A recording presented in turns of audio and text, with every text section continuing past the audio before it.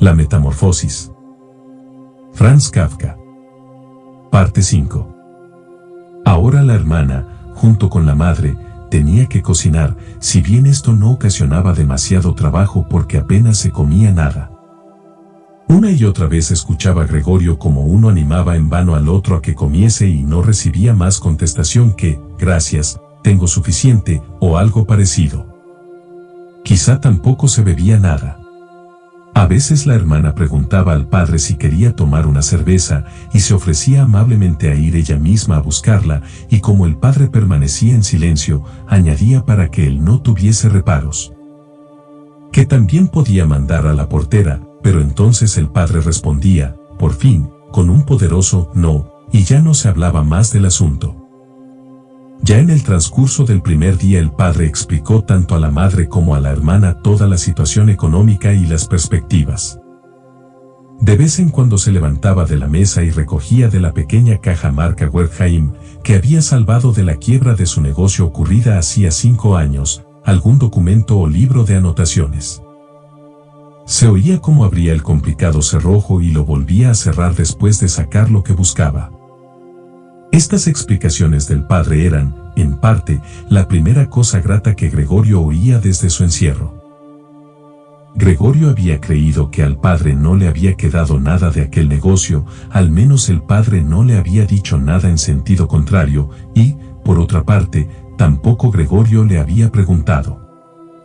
En aquel entonces la preocupación de Gregorio había sido hacer todo lo posible para que la familia olvidase rápidamente el desastre comercial que los había sumido a todos en la más completa desesperación, y así había empezado entonces a trabajar con un ardor muy especial y, casi de la noche a la mañana, había pasado a ser de un simple dependiente a un viajante que, naturalmente, tenía otras muchas posibilidades de ganar dinero, y cuyos éxitos profesionales, en forma de comisiones, se convierten inmediatamente en dinero constante y sonante, que se podía poner sobre la mesa en casa ante la familia asombrada y feliz. Habían sido buenos tiempos y después nunca se habían repetido, al menos con ese esplendor, a pesar de que Gregorio, después, ganaba tanto dinero, que estaba en situación de cargar con todos los gastos de la familia y así lo hacía. Se habían acostumbrado a esto tanto la familia como Gregorio, se aceptaba el dinero con agradecimiento, él lo entregaba con gusto, pero ya no emanaba de ello un calor especial. Solamente la hermana había permanecido unida a Gregorio. Y su intención secreta consistía en mandarla el año próximo al conservatorio sin tener en cuenta los grandes gastos que ello traería consigo y que se compensarían de alguna otra forma, porque ella, al contrario que Gregorio, sentía un gran amor por la música y tocaba el violín de una forma conmovedora.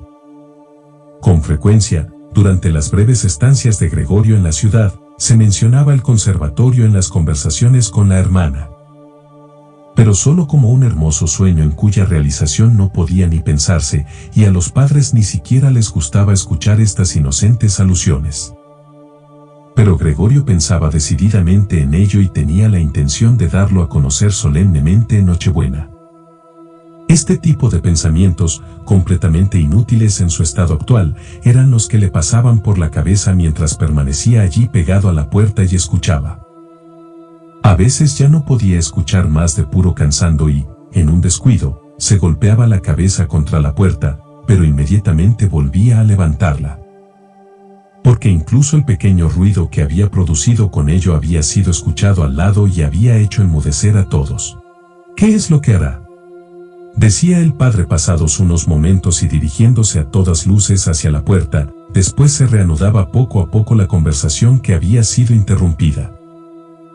De esta forma Gregorio se enteró muy bien, el padre solía repetir con frecuencia sus explicaciones, en parte porque él mismo ya hacía tiempo que no se ocupaba de estas cosas, y, en parte también, porque la madre no entendía todo a la primera de que, a pesar de la desgracia, todavía quedaba una pequeña fortuna, que los intereses, aún intactos, habían aumentado un poco más durante todo este tiempo.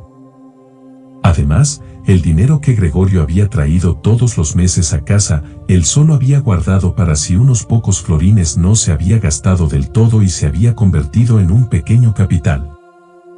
Gregorio, detrás de su puerta, asentía entusiasmado, contento por la inesperada previsión y ahorro. La verdad es que con ese dinero sobrante Gregorio podía haber ido liquidando la deuda que tenía el padre con el jefe, y el día en que, por fin, hubiese podido abandonar ese trabajo habría estado más cercano, pero ahora era sin duda mucho mejor así, tal y como lo había organizado el padre. Sin embargo, este dinero no era del todo suficiente como para que la familia pudiese vivir de los intereses, bastaba quizá para mantener a la familia 1, como mucho 2 años, más era imposible. Así pues, se trataba de una suma de dinero que, en realidad, no podía tocarse y que debía ser reservada para un caso de necesidad, pero el dinero para vivir había que ganarlo. Ahora bien, el padre era ciertamente un hombre sano, pero ya viejo, que desde hacía 5 años no trabajaba y que, en todo caso, no debía confiar mucho en sus fuerzas. Durante estos 5 años, que habían sido las primeras vacaciones de su esforzada y, sin embargo, infructuosa existencia, había engordado mucho, y por ello se había vuelto muy torpe. ¿Y la anciana madre? Tenía ahora que ganar dinero, ella que padecía de asma, a quien un paseo por la casa producía fatiga, y que pasaba 1 de cada 2 días con dificultades respiratorias. ¿Tumbada en el sofá con la ventana abierta? Y la hermana también tenía que ganar dinero, ella que todavía era una criatura de 17 años, a quien uno se alegraba de poder proporcionar la forma de vida que había llevado hasta ahora.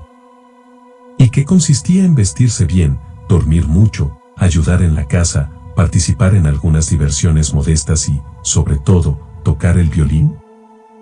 Cuando se empezaba a hablar de la necesidad de ganar dinero, Gregorio acababa por abandonar la puerta y arrojarse sobre el fresco sofá de cuero, que estaba junto a la puerta.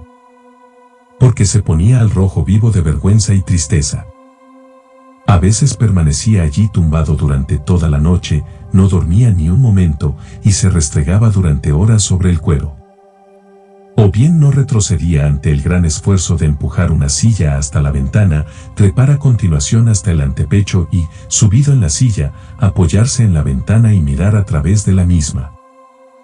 Sin duda como recuerdo de lo libre que se había sentido siempre que anteriormente había estado apoyado aquí.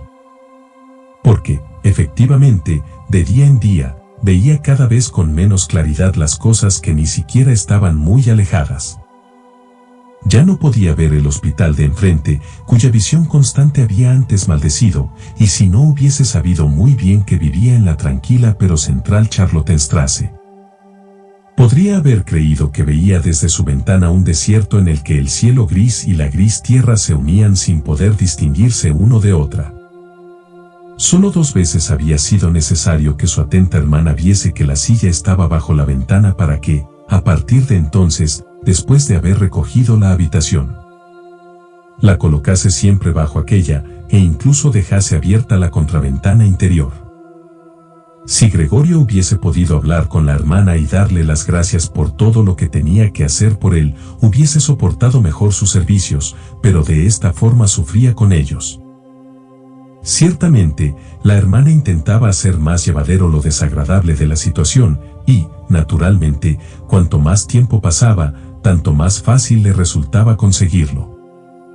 Pero también Gregorio adquirió con el tiempo una visión de conjunto más exacta. Ya el solo hecho de que la hermana entrase le parecía terrible.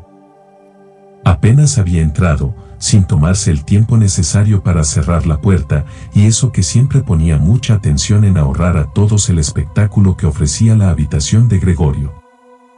Corría derecha hacia la ventana y la abría de par en par, con manos presurosas, como si se asfixiase y, aunque hiciese mucho frío, permanecía durante algunos momentos ante ella. Y respiraba profundamente. Estas carreras y ruidos asustaban a Gregorio 2 veces al día. Durante todo ese tiempo temblaba bajo el canapé y sabía muy bien que ella le hubiese evitado con gusto todo esto, si es que le hubiese sido posible permanecer con la ventana cerrada en la habitación en la que se encontraba Gregorio. Una vez, hacía aproximadamente un mes de la transformación de Gregorio, y el aspecto de este ya no era para la hermana motivo especial de asombro. Llegó un poco antes de lo previsto y encontró a Gregorio mirando por la ventana, inmóvil y realmente colocado para asustar. Para Gregorio no hubiese sido inesperado si ella no hubiese entrado, ya que él, con su posición, impedía que ella pudiese abrir de inmediato la ventana, pero ella no solamente no entró, sino que retrocedió y cerró la puerta. Un extraño habría podido pensar que Gregorio la había acechado y había querido morderla. Gregorio, naturalmente, se escondió enseguida bajo el canapé, pero tuvo que esperar hasta mediodía antes de que la hermana volviese de nuevo, y además parecía mucho más intranquila que de costumbre. Gregorio sacó la conclusión de que su aspecto todavía le resultaba insoportable y continuaría pareciéndoselo, y que ella tenía que dominarse a sí misma para no salir corriendo al ver incluso la pequeña parte de su cuerpo que sobresalía del canapé. Para ahorrarle también ese espectáculo, transportó un día sobre la espalda. Para ello necesitó 4 horas la sábana encima del canapé, y la colocó de tal forma que él quedaba tapado del todo.